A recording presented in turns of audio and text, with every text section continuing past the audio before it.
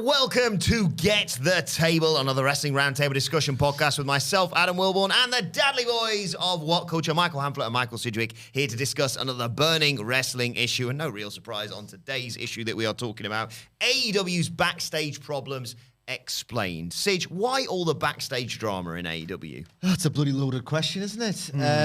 It's an increasingly tiresome combination of various factors that have now converged into this sprawling mess. Think of it like the shape of a goddamn hourglass, right? It's just lots of things have got into it, and now loads and loads of things are coming out. Like by the day at this point, the reports of unrest, physical altercations backstage. Like there's every single core issue with AEW, whether it's the booking, the backstage atmosphere, locker room morale, people getting pushed or not really feeling like stars anymore.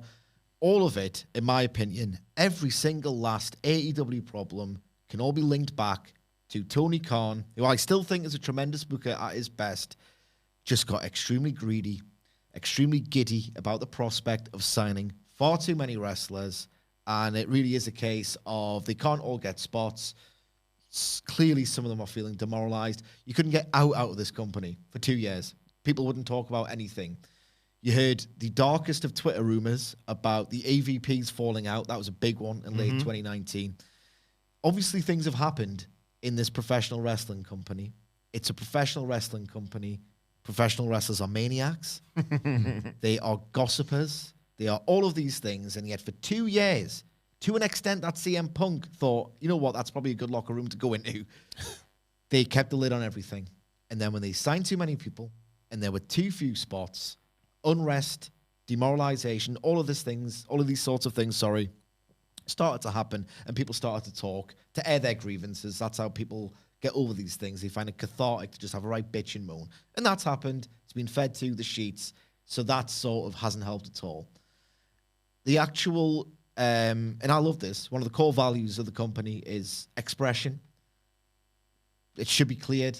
They need to sort out some kind of internal guideline for this sort of thing to prevent a situation like Eddie Kingston, Sammy Guevara, or Hangman Page and CM Punk. That's gutting, but it's probably for the best at this point. It's one thing to clear pre-written material, but the whole point of a electrifying face-to-face confrontation or promo battle or whatever you want to call it is that they can riff. They can think of cooler things in the moment. If you have actual conversations with people, you can find the funniest jokes that pop you, like certainly in the office with us, come within like when we're riffing on some absolutely stupid bollocks. 3 or 4 jokes deep, you get the funniest material because the rhythm of a conversation and the chemistry among friends and performers and all the rest of it happens like deep into it. So that's the joy of a pro wrestling segment. But that is when you say stuff that isn't really pre-approved, and then it can just lead to all these things. So the core value is like the problem and the solution to AEW's problems as well. In the meantime, reportedly, whatever word you want to say, that covers my ass legally, is that Triple H has reportedly, allegedly, whatever, Mega did, apparently, the legal chief, write a letter admonishing them for doing this and a cease and desist and everything else. Triple H has purportedly tampered with contracts, and this has caused, to Dave Meltzer's words, not mine, huge unrest within the promotion. They now have the alternative to what was the alternative. Now they're trying to get fired, apparently. That's another quote from Dave Meltzer. And it's just this absolute toxic and, for me, increasingly tiresome combination. I know there are some irony guys on Twitter or on Reddit saying, oh, this is cool. Is it? Or would watching Kenny Omega's latest storyline play out be cool? Or CM Punk, if he didn't suffer the injury, would watching his next storyline play out be cool? I think that would be cooler, personally, than going, Andrade punched Sammy Guevara. You get 2 minutes of a bit of fascination about that. But that's what it is. Ultimately, these problems all started when Tony Khan became very undisciplined with his recruitment process. Yeah, we're not going to get into too much of who did what backstage at Dynamite this week because we're never really going to possibly know the true story for quite some time. But we talked about this on the Dynamite Review podcast, Hamflett, in the fact that this is the second time now that we know about. That something like this has happened, and it has completely overshadowed a great wrestling show from AEW. Yeah, to Cedric's point about the Dave Meltzer line, I think about the unrest, this is the second time this has happened that we know of, but there are other cases where it could have done. He related that to, Dave Meltzer related that to the, even if nothing that has been purported, alleged, reported existed, the mere idea that wrestlers suddenly see WWE as an alternative again when they didn't before, that in itself is kind of enough based on what we know about the history of pro wrestling and how they're independent contractors. And, as soon as there's blood in the water, or in this case, cash, like a lot of them will go swimming for it. Where, that there was an interesting, take I saw online regarding this specific Sammy and Andrade thing, whereby, we're going to talk about, releases shortly and that. But if people are getting angry enough to get out of their job that they will either instigate publicly fights or indeed have them, then that in itself is kind of almost proves the success of being able to throw out there this idea that there is an alternative, because look at the ways people will, in wrestling at least, in that insane world, will look to potentially get out of a contract or get out of a deal. It's funny, obviously, we don't endorse, and you absolutely shouldn't endorse, physical violence being a way that people get out their frustrations within the workplace. Historically, there's loads of cases of wrestlers fighting in the past and it being seen as this, as the Undertaker would like people bringing guns and knives in the locker rooms when he was just breaking into business. It was seen as this thing where, they'll have fights and they'll get out of the system and then they'll go out there and have a beer afterwards and work. Just because that's how it used to happen, it doesn't mean that it still should. This should all be everything progresses and everything evolves, and AEW should be kind of the banner promotion for things evolving. It's almost a worse look for it to be taking place in AEW than it is in WWE, because people have just got rock bottom expectations of how things go on because of The Undertaker and wrestlers caught and bullying and The Undertaker and systemic abuse and The Undertaker and Kane's real life views as a politician and The Undertaker. There's so many JBL. There's so many examples of how this company fostered this that, in the many ways that AEW were trying to change and move wrestling forward, this was one of the big ones. It wasn't going to get said out loud, but it absolutely, should have been something that was going on behind the scenes. So it feels particularly toxic that it's taking place there. And we don't make the rules, but in terms of how, to Cedric's point about how entertaining it might be on the timeline for a bit, or being quite juicy and a bit gossipy, unfortunately, there are no rules as to what the difference between one being high drama and kind of awesome and one being really tedious and lame. And unfortunately, there are no sort of rules to that. Some wrestlers, it becomes the biggest story in the game and one of the biggest stories of the year, and potentially industry defining, as was the case with Punk in the Elite. And in other cases, a Twitter spat just makes both wrestlers feel like the kind of guys you don't want to see on television. You'd rather see them sent home to cool off until things are sorted, I want to point out very quickly, because I didn't do so in the start of the pod, but ultimately I used Triple H as an example of why this is happening. Tony Khan is very much to blame for this as well. Mm-hmm. I don't want to come across as an AEW shill. If you listen to the podcast for the last 2 months, I've been called anything but that. But regardless, Triple H has kind of exacerbated the situation, but Tony Khan ultimately has compounded it very much. His idea of getting ahead of this Sammy Guevara Andrade situation by having a quiet word with the pair of them by saying, "Now, Homer, don't you eat this pie." Andrade on Twitter said, "I'll see you on Wednesday. We'll talk then." That's probably what prompted someone from AEW, whether it was Tony Khan or otherwise. He's obviously given the order, or he should have. What do you expect? That's why schoolyard fights happen after school instead of at lunch. Yes, because then otherwise teachers would break it up. It's unbelievable that I knew for a fact on yesterday. I wish I'd tweeted this so I could just do a cool tweet. I'm fully expecting to wake up to the headline: Andrade, El Idolo, and Sammy Guevara in backstage brawl.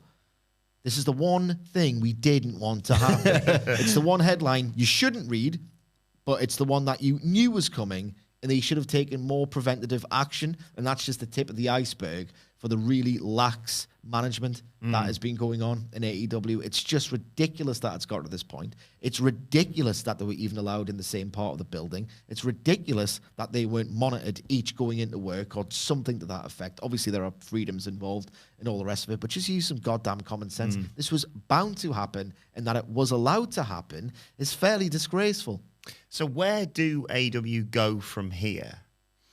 Well, it was a couple of months ago when they unveiled sort of a management structure, sort of an organizational chart of not agents, but what do they call them? The sort of talent relations staff, your ex-wrestlers, your Jerry Lynn's, your Pat Bucks, Christopher Daniels and the like, who of course have found themselves between a bit of a rock and a hard place because they separated one fight and got suspended, and now another one has taken place, and they're probably thinking, well, what is our role in this, you know?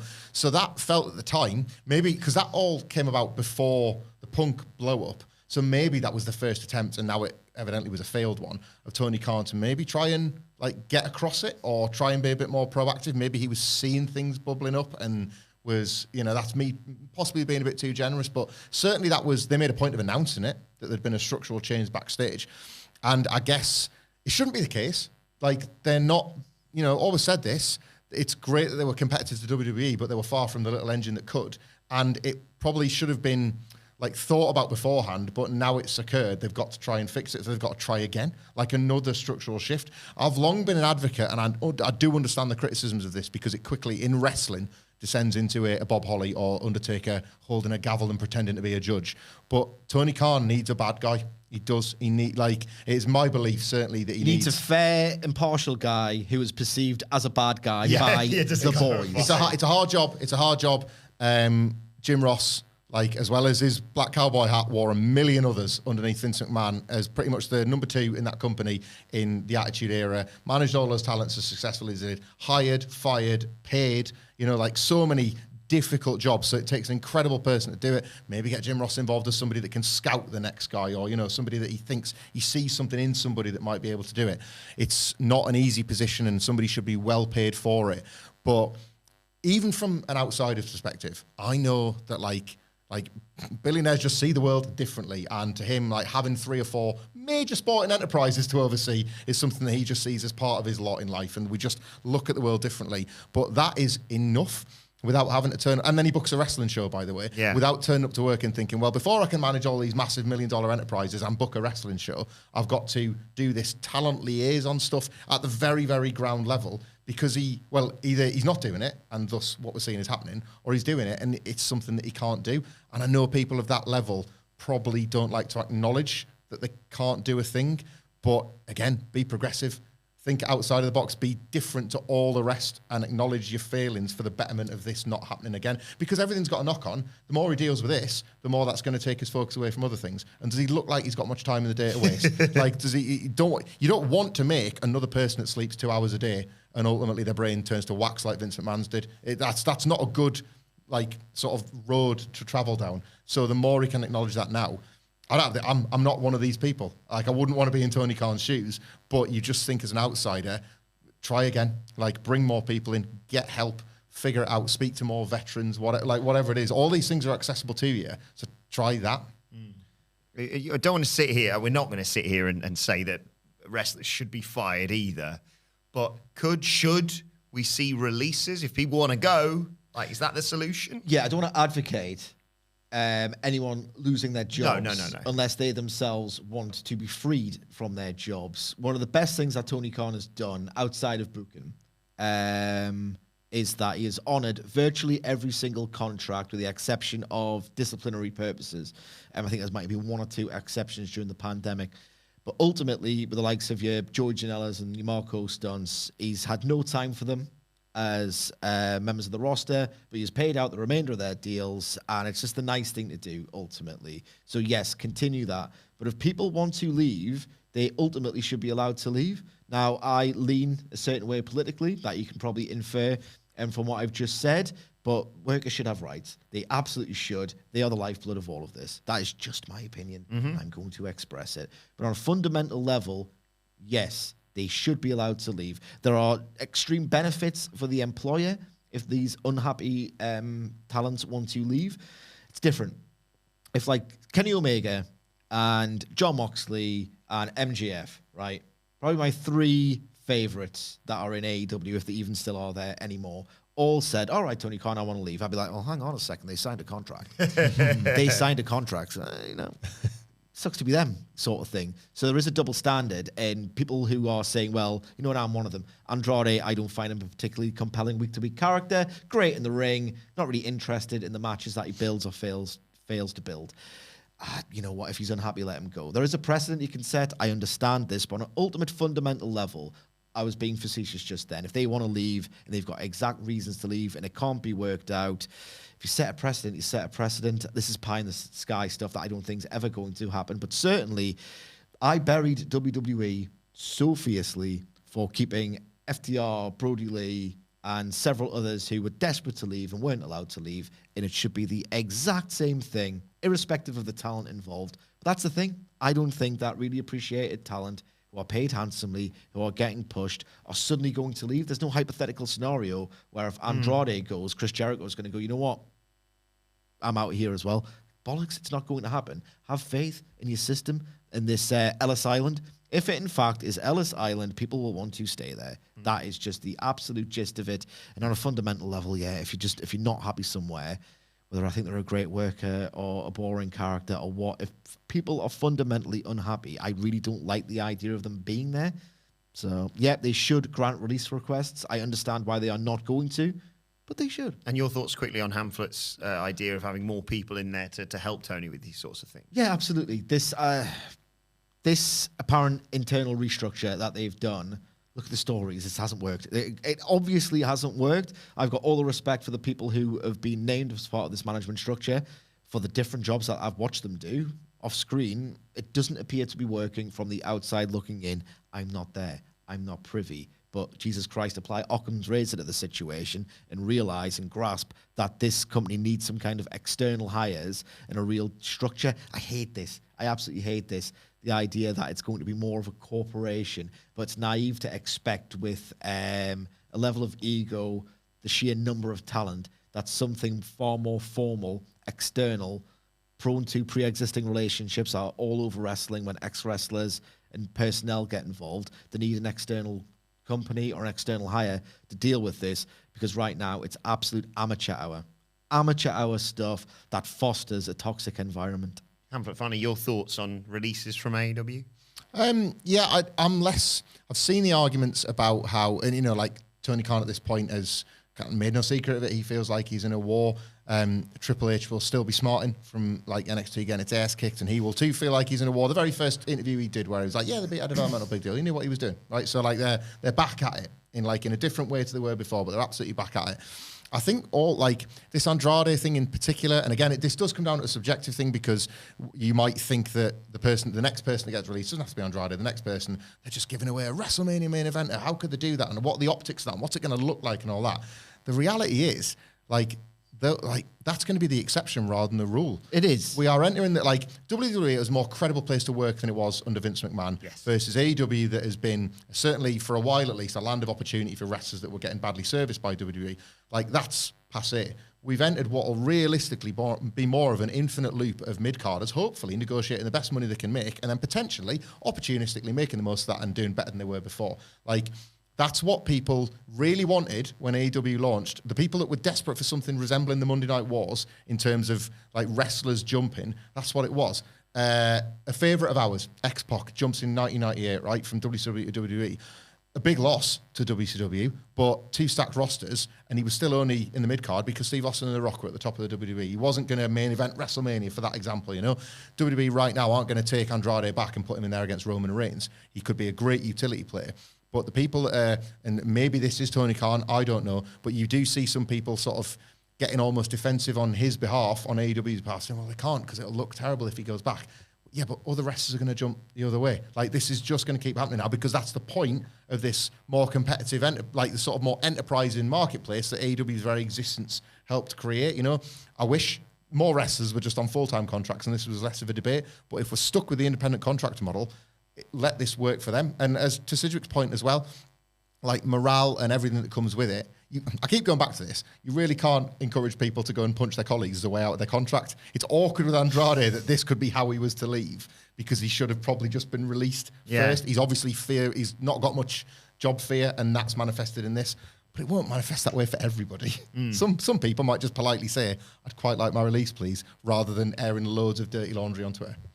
Well, let us know your thoughts on AEW's backstage problems in the comments section below. Like, share, subscribe to WhatCulture Wrestling, wherever you get your podcasts from, for daily wrestling podcasts. And, of course, continue the conversation with us on Twitter at WhatCulture WWE. Or actually, they can follow all three of us. You can follow Michael Hamflett at Michael Hamflett. You can follow Michael Sidgwick at M. Sidgwick. And you can follow me at Adam Wilborn. Follow us all at WhatCulture WWE, as I said. But for now, this has been Get the Table. My thanks to the Dadley Boyz. Thank you for joining us, and we will see you soon.